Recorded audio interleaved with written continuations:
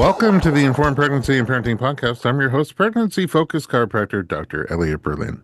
My guest today is a registered kinesiologist and clinical exercise physiologist, as well as a mother of two and the creator of Postnatal Strength Workout and Prenatal Strength Workout, now streaming on Informed Pregnancy Plus. Sarah Zahab, welcome to the podcast. Thank you for having me. I'm going to say, for a foreigner, your English is very good. Why, thank you. All the way over in Canada. Ottawa? Ottawa, Canada, yes. Ottawa, Canada. Great to talk to you. You're an inspiring person, and everybody who's listening will see why in just a moment. But why don't we start with what you do now? All this work, your career. Tell me about it. Oh, well, I'm a registered kinesiologist and a clinical exercise physiologist with 25 years of experience. I own a multidisciplinary clinic here in Ottawa, Canada. I've created the prenatal and postnatal strength workout videos that are available to your subscribers. And I've recently co-created a women's wellness specialist fitness coaching certification that's available to fitness and health professionals who coach women. This was our launch year. Wow, it sounds like you've been just laying around doing nothing. Lazy. And you have kids. I have two amazing kids. Yes. Wow, they have an amazing mom. No. When you say I've been doing this for 25 years, it sounds like you started when you were one, because you seem like you're 26 years old. Can we start at the beginning? But that's just because you live what you preach. So how did it all get started? Fitness. Yeah, I mean, I was born with dislocated hips, and the doctors encouraged my mom to put me in dance at a very young age. So I started dance when I was 3 and continued throughout my youth and adolescent and adulthood, and A particular fell in love style? with dance. A little bit of everything, mostly ballet, but I also did, all the things as dancers do when they compete and sort of are in the life with ballet, jazz, tap, hip hop. And I did about 15 years of Middle Eastern dance as well. Wow. Yes. And then that transitioned to fitness competitions. And when it came time to sort of dive into a career, I just knew that studying kinesiology and the human body, it just seemed like a very natural progression and transition. So you were a competitive dancer? I was a competitive dancer in my youth, and then I transitioned to fitness competitions later on. Outside of dance, because it seems to me like a lot of people who are in dance, like dance is their form of fitness. Were you like separately working out? So I was teaching a lot of dance when I turned 16. I taught dance, and I also became a group fitness instructor when I was 16 or 17. So I was teaching a lot of fitness classes at the same time.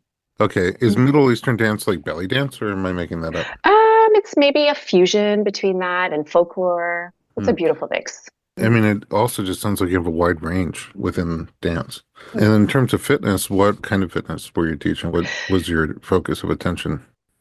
Well, I was teaching group fitness classes at the time. We were running around in gymnasiums doing high-low and step classes. And then that sort of transitioned to various other forms of group fitness. There was boxing and dance-based fitness classes and strength-based fitness classes. And yeah. So you literally grew up moving in a very active way Exactly. and just expanded from there. Took that activity in lots of different directions. And then kinesiology. Can you explain what kinesiology is? For some people, it's just a board on the Scrabble board. Yeah, it's funny because when I first started this career in kinesiology, I spent the first 10 years of my career explaining what a kinesiologist was. When I would say I'm a kinesiologist, no one would really know what it was. But of late, there seems to be a little more awareness. Kinesiologists are specialists in human movement. We coach human movement. We just have a deep understanding of the human body and physiology and can help people improve their overall strength and endurance. Yes, we can help people move better and feel better. In terms of training, I mean, you were training physically. It seems to me like kinesiology is the more didactic part of exercise, learning, on the theories and the concepts between why we do certain things and how we do certain things and how you can use them to your advantage physically, therapeutically. Does that seem right? Okay. Yes. And also, when you did fitness competitions, what are those like? Well, this would have been almost 20 years ago, but they are an interesting blend between dance and bodybuilding, perhaps. You're judged on your physique, and then you're also judged on a fitness routine that includes various dance and strength elements, one arm push ups and gymnastics elements, perhaps. Yes, it's a 2-minute routine that you're judged on, and you're also judged on your physique. So the goal was to get lean and fit and be judged in Are that you a capacity very as well. competitive person in general? You seem so mellow. Um, Like you seem well, like I you'd be like, think hey, you know what? You like my daughter played basketball and she's such a nice person. Like if two people were going for the ball at the same time, she's like, oh, you know what? You take it. You know what I mean? She's like, just that's very competition's not her interesting. thing. Because I think at the time in my early 20s, I was very competitive. I was sort of in this fitness realm where, fitness was sort of all consuming for me in perhaps a very unhealthy setting. I wasn't eating well, I was over exercising, I was missing a lot of menstrual cycles, and it was just like an overall sort of unhealthy obsession. But I've learned over the years to find balance. And, I think with children, you learn to, change the lifestyle a little bit. So I would not describe myself as competitive right now, just enjoying life and finding that balance. Okay, but I'd be remiss to not mention that you competed in Miss Fitness World 4 times. Yes, I did in a previous life. Yes. Yeah. Well, look, I have never competed in Miss Fitness World. Mm, So you have me beat many times over. But one of the things that you said that's kind of interesting to me is that you learned from like over focusing on certain elements of that. Like anything else, generally fitness is a mhm, good thing, but it could also be too much of a good thing, could be harmful or detrimental. And it's mhm, kind of neat that at least if you have that experience, you're able to bring it to the work that mhm, you do with other people as you guide them mhm, through their fitness. I would say, especially around pregnancy and postpartum, where people tend to either overdo it or underdo it, or just not be sure what they can do. And having an expert like definitely. you is Mhm, an incredible resource. So, what I'd love to do is take a break and then come back and find out more about your pregnancy and birth experiences.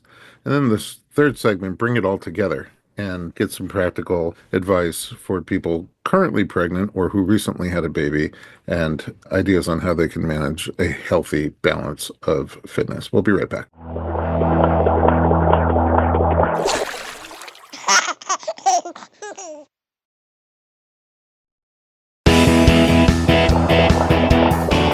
Welcome back. We're talking to Sarah Zahab, who already made me feel bad about myself. no. Well, I don't exercise, and I should. And the truth is, when I talk to people like you, who are just lifelong exercisers and like it, I'm always like a little bit like, why don't I like it? Like I like Krispy Kreme.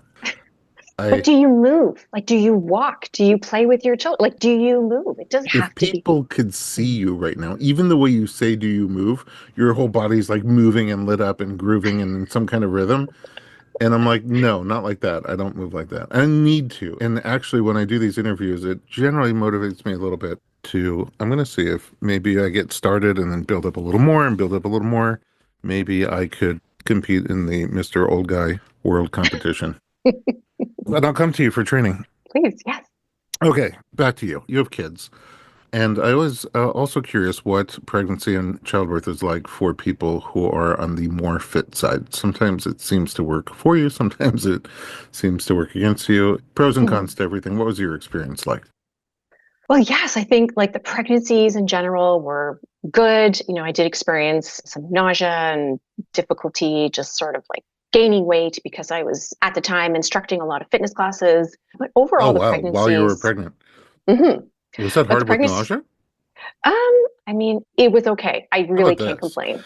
As a competitor who's judged on physique, what's it Mhm. like to start developing like bumps and things?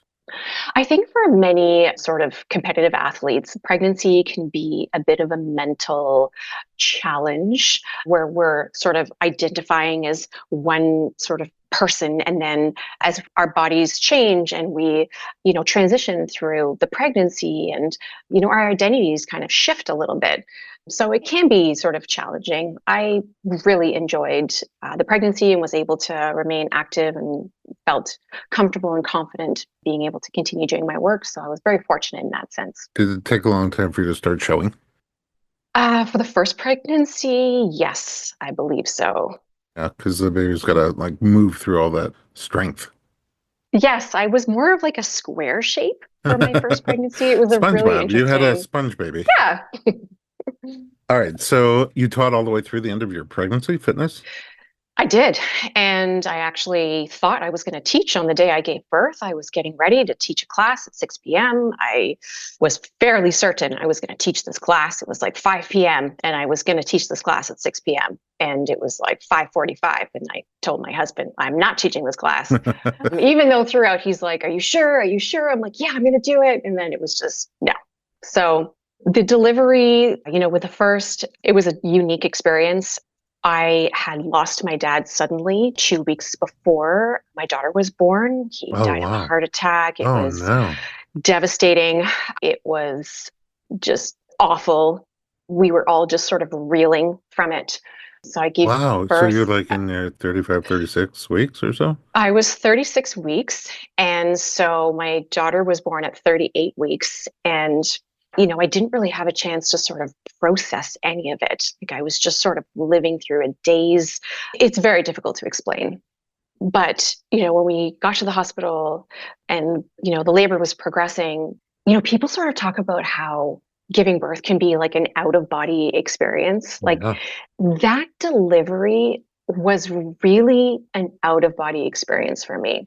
Mentally, I was really sort of shut down. I wasn't ready for it. I mean, I was in complete denial. Like I was going to teach this class at 6 p.m. because like this was not happening and I was not ready.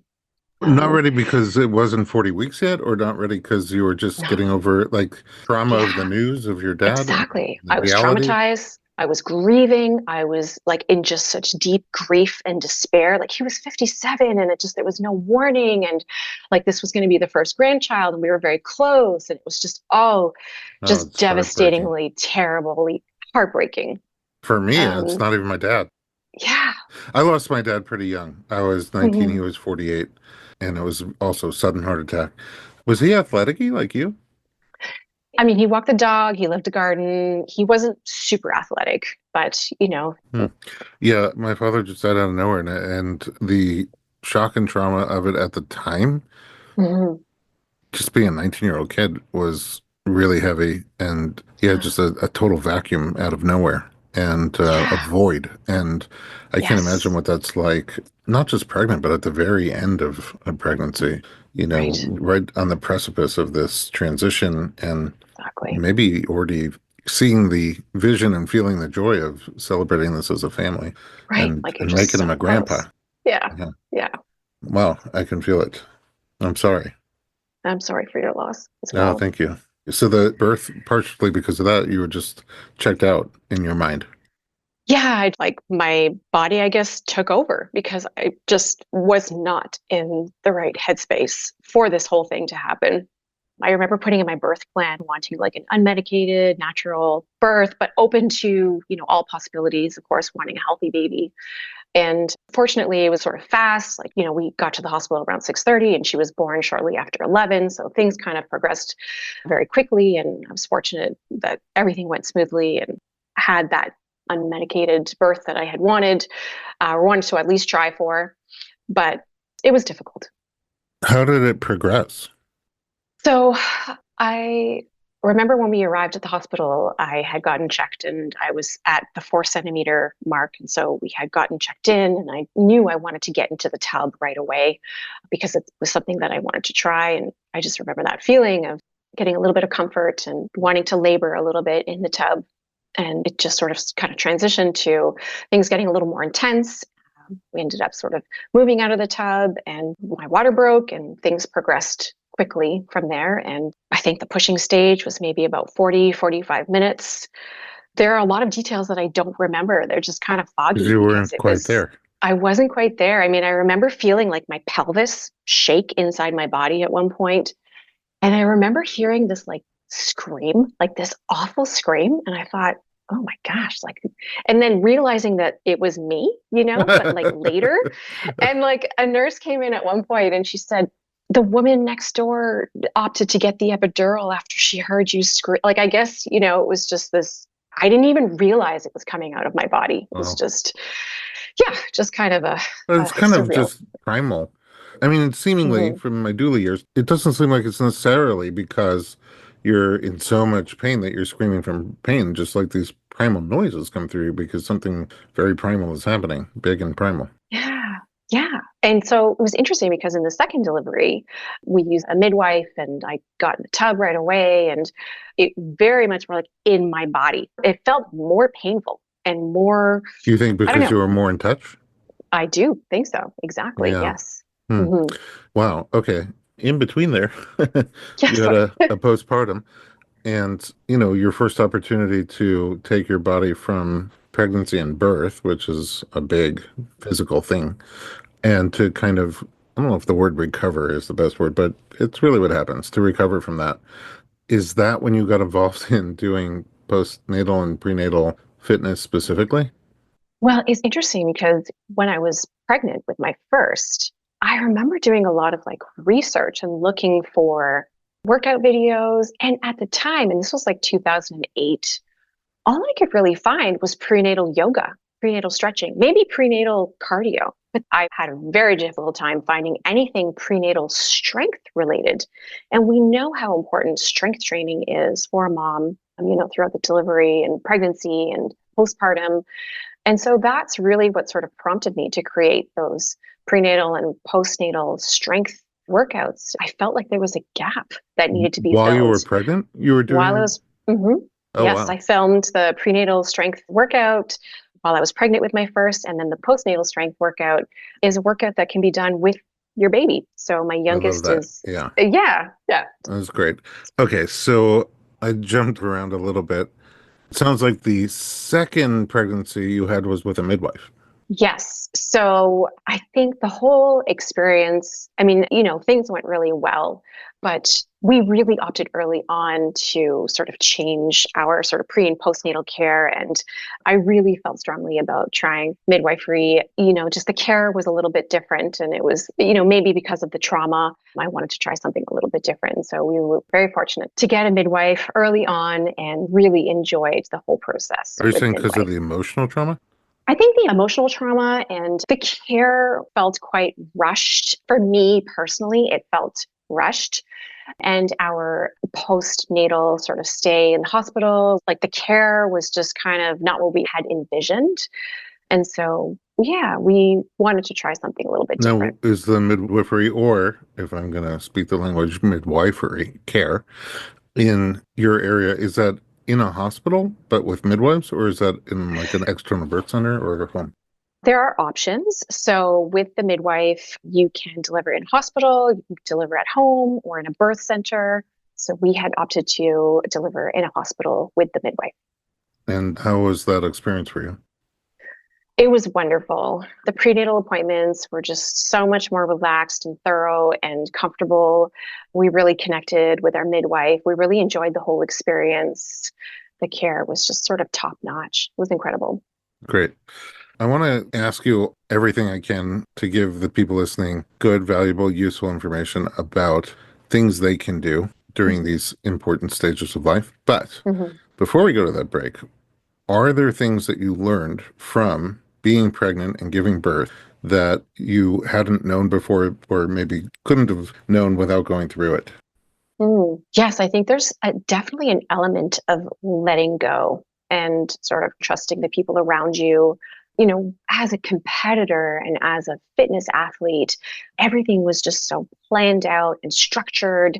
My food was being weighed and calculated, and, every minute of exercise was sort of planned out.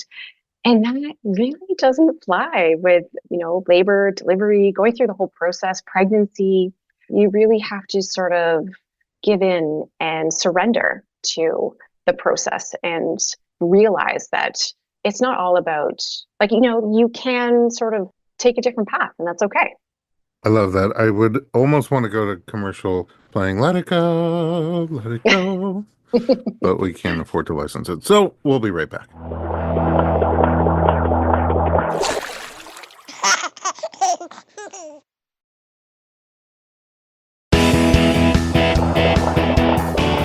Welcome back. We are talking to Sarah Zahab, a lovely guest. You're a wonderful guest. Thank you.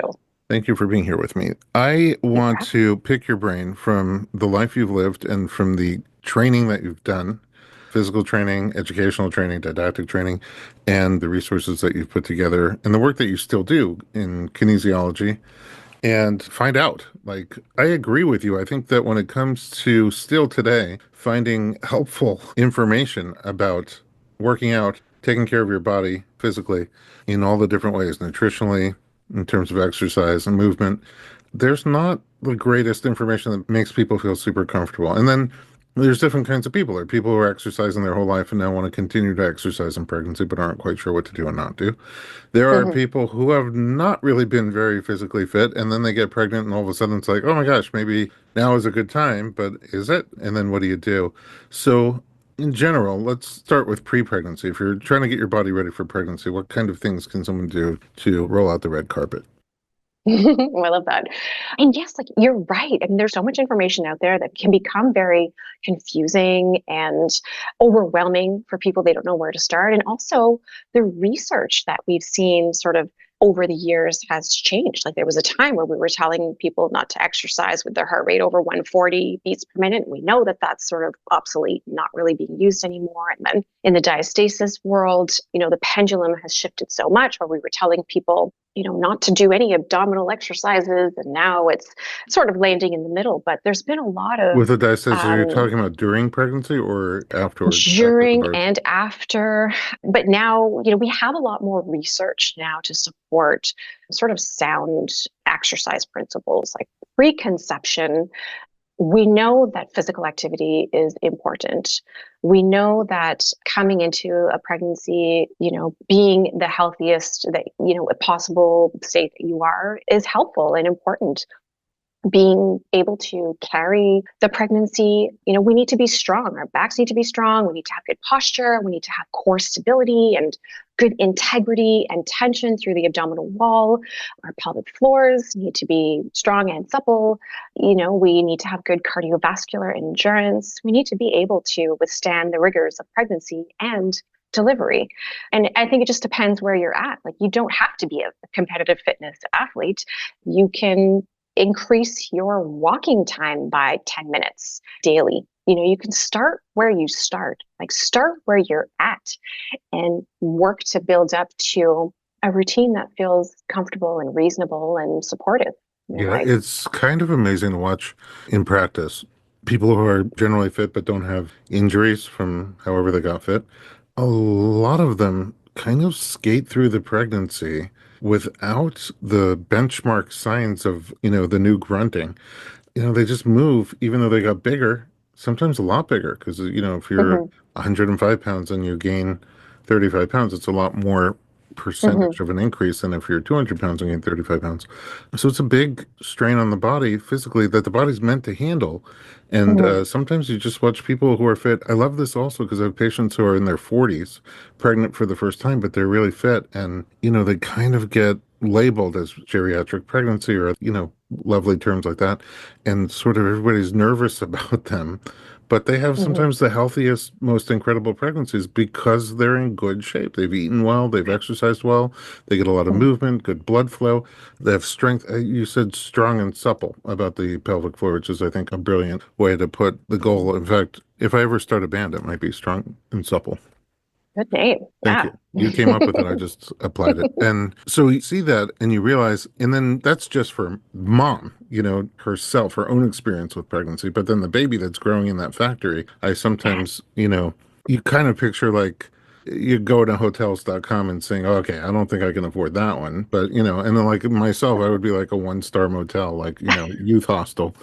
But you can do things pre-pregnancy to improve your standing and your rating and make yourself a better, environment for a baby to grow. That's it. And we always want that progression to be, slow and steady and, progressive. And we know that babies born to exercising mothers have healthier hearts at birth and 30 days later, these babies are still showing signs of improved heart rate variability and overall heart health. And that's just from having, a mom who exercised throughout the pregnancy.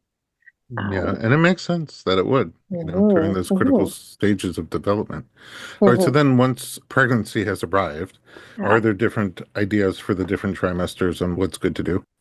Well, the standards for Canadian and American guidelines for exercise during pregnancy are quite similar. It's 150 minutes of moderate exercise per week. And I remember when the recommendations came in for strength training, 2 strength sessions per week as well, being mindful of pelvic floor. We know that in the third trimester, a recent study found that 100% of women will experience diastasis in their third trimester. This is a normal response to pregnancy. The abdominal tissue is going to change and adapt. I Sort think of, not everybody knows what diastasis is. mm, We're talking about the theoretical six pack area, how there's a right and left muscle there, rectus abdominis muscle, connected on the inside by a connective tissue that's called the white line, the linea alba. And that line is designed, that connective tissue is designed to stretch as you grow and allow the right and left side abdominal muscles to kind of move apart from each other. Doesn't mean that they mhm, tore or there's something terribly wrong. Then after you have the baby, the idea is for them to kind of come back together and then they're lined right. up well. And then if they don't, then is when you kind of have something that you need to take care of if Well, there's a it's gap. interesting because so that interrecti distance, the space between the two front abdominal muscles, those recti muscles, our definition of diastasis is a separation or a spacing or an interrecti distance of 2.5 centimeters or more. So we don't know often what someone's interrecti distance is coming into the pregnancy. Like, what is the gap when they're starting the pregnancy or before the pregnancy? So, like, my kids know what their interrecti distance is, but like most people don't know what their interrecti distance is coming into a pregnancy. And we know that that spacing between the two ab muscles can vary. Some people have wider spacing, some people have narrower spacing. So we, for many years, have used the spacing as a barometer of, do we have diastasis? Is there a separation of the midline, right, of the abdominal musculature? But we're really starting to shift away from the actual spacing and taking a closer look at the integrity or depth of that interrecta, of the linea alba, of the tissue of the abdominal sort of wall. When we're palpating and we're poking and feeling in that space between the two recti muscles, is there a shallow groove? Is it quite deep? What is the integrity through that abdominal wall like? And so we're taking a closer look, not just at the spacing, but at the depth, integrity, and tension that can be generated in that I space. think it's incredible how much we've learned about both the pelvic floor and the core in just even the past decade alone. And the research Mhm. continues to go, and as we continue to learn, we'll be better able to help people understand the physiology and what's working and what needs help and how to help them. Yeah. Okay, so that's diastasis. In the third trimester, as you get close to birth, are there things that you recommend specifically to do or not do? It's really sort of mom dependent. Like, what did they do pre-pregnancy? What did they do in their first and second trimesters? What is going to make them feel supported? What are they experiencing? Are they experiencing some SI, sciatic discomfort? Do they have any pubic symphysis pain? For some moms, it's really just chilling out for that last trimester. And for others, they're ready to sort of continue. And depending on, like, is this their first pregnancy, their second pregnancy? We're Good point. really needing to be adaptive and not really set rigid sort of guidelines around, you need to get your strength and your cardio in. Like, we really need to be adaptable in this phase. But is there any kind of general philosophy as you advance towards home plate? Are you wanting to Mm. strengthen or stretch or just move, like get your heart rate up? Well, definitely, continuing with cardiovascular activity can be important. Strength training can be helpful if that feels, it is finding the right dose at that time that helps you feel that it's helpful, it's supportive, it's comfortable, it's doable, it's safe. But for many, like, overstretching might not be helpful because we still have that, relaxin that could be circulating and, affecting the tissues. Certainly from a pelvic floor perspective, We want to be focusing on more release and relaxation, especially towards the later stages of third trimester. Strong but Allow supple. strong but supple. So that's where we want to focus on the supple stage. And, really not from an exercise standpoint, in the last few, like 4 to 8 weeks, I don't think you're going to make or break this. It's really just let's make you feel really comfortable and just honor where you're at. Okay, what about on the other side? Baby comes. I see a lot of moms itching to get back into the Yes. shape they were Yes. beforehand, literally the shape, and also clothing. Sometimes it seems like they just rush it too quickly. And sometimes So they, much. Mhm. it's time, but they have a hard time getting their momentum back. Yes, and I think it can be very different. And this anticipatory care, I mean, we're having these conversations in the first trimester. Like, we can't rush things. We have to honor where you're at. Tissues need time to heal. It's gone through a lot of trauma. I'm really encouraging moms to take time postpartum to just rest, recover. We know that, if someone has a diastasis within that first 8 weeks, they're likely to have diastasis 1 year postpartum. So that first 8 weeks, for me, a really critical part, a time for new moms to focus on just gentle core and pelvic floor activation recruitment, walking. Like, there's so many questions we have to ask. Are you sleeping? Are you eating? What was the birth like? Did you have a C-section? What was the delivery like? Everyone is going to have a different experience, and baby to baby, birth to birth is going to be different as well. Those postpartum periods are going to be very specific to many different variables and factors. I mean, I'm generally a big believer in the voice inside, that if you can clear the noise and listen, the voice inside will tell you, hey, I'm ready to start, Yeah. getting going again, and even sort of guide you into how intense or what kind of exercises are going to feel right or feel wrong. To what extent do you kind of listen to that voice? And, when you hear that voice saying, hey, okay, let's get going, are there just general things people can do at home, like the first one or two steps that are helpful to get the ball rolling? Yeah. I mean, it's interesting you talk about the voice. I think for some women, that can be like there's a lot of the external voices from social media and our sort of lived experiences that sort of impact, what we're thinking, what we're doing. So for some, they may feel they're ready, but they may need more time. They may think that they have to sort of get into it because they've hit their 6 week mark. We know that the 6 week mark isn't just this magic green light for us to jump right back into everything we've done before. It's an opportunity to have a conversation with your healthcare team and sort of assess where you're at. But we really still want to continue to be progressive throughout that entire fourth trimester through 12 weeks and beyond.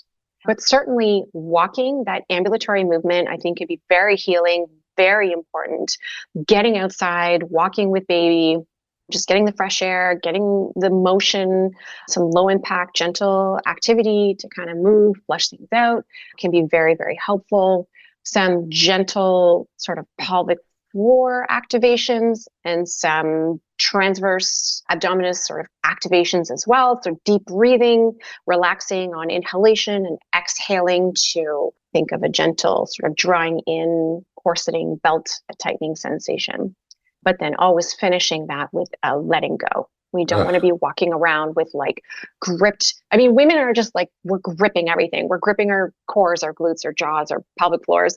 Like, we want to engage. Muscles need to relax in order to contract.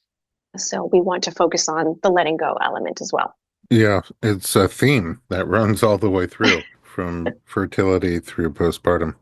I mean, as someone who's been doing this for a long time, we now have a term for, always holding your core in. It's called hourglass syndrome. And Oh, we know that over time, this drawing in and this tightening through the core can lead to downward pressures onto the pelvic floor. So I'm, seeing women later on with these potential prolapses or pelvic floor dysfunction because of our constant need to grip our abs and seemingly tighten. also putting a lot of pressure on a cesarean scar, if there is one. This is super helpful and also, very helpful taking all of your expertise and putting it into something that people can access and utilize at home are your incredible videos on pregnancy training, strength and postpartum strength training. That just brings it all together in a very easy to follow way. And we're honored and blessed that you have them streaming on Informed Pregnancy Plus. You're also working on a book. Tell me about the book. Oh, yes. So I just finished the writing stage of the book, and we're now in full editing. That's huge. Uh, yeah, it's really exciting. And so it's with publishers Human Kinetics, based out of Chicago area. So the book is set to be released in August of 2025, and the book is on walking, the benefits and the how-tos and walking programs, and yes, just all about walking. And good for everyone. Good for everyone. Yes, Hmm. exactly. Incredible. I could talk to you for another 2 hours, but I really appreciate everything that you've contributed here from your background and experience. I guess I do have one closing question because I get this question a lot and I don't quite know the answer.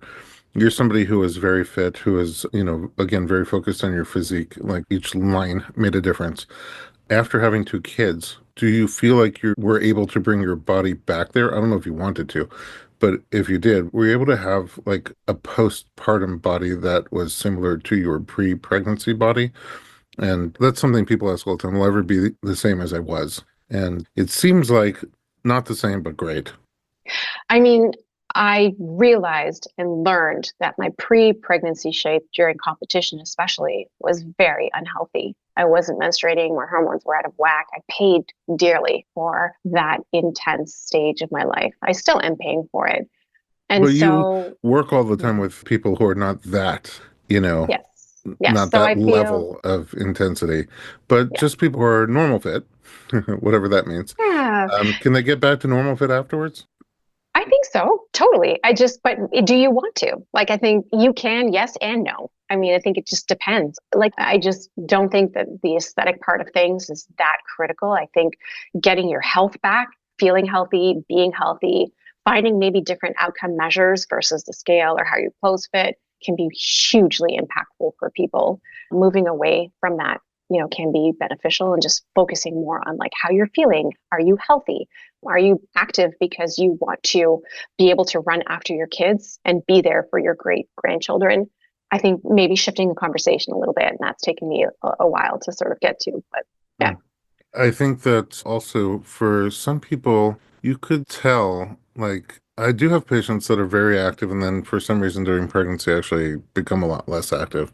And then afterwards, they kind of feel like, everything get undone. But there's this analogy that pops into my head sometimes. I'm like, when you go skiing and the mountain has, let's say, 20-foot base of snow, and then there's fresh powder on top, like you might lose Mhm. the fresh powder, but that base is always going to be there. And so with a little Yeah. bit of effort, you can really get back to a similar shape that you were in. And it's not Hmm. all gone, even though you don't feel it on the surface. But the other thing is, we have a friend who had six babies. I mean, she was healthy, but she was not a fitness person. And then after six babies, started to get into bodybuilding and became a competitor. And she wins in her class. Wow, that's amazing.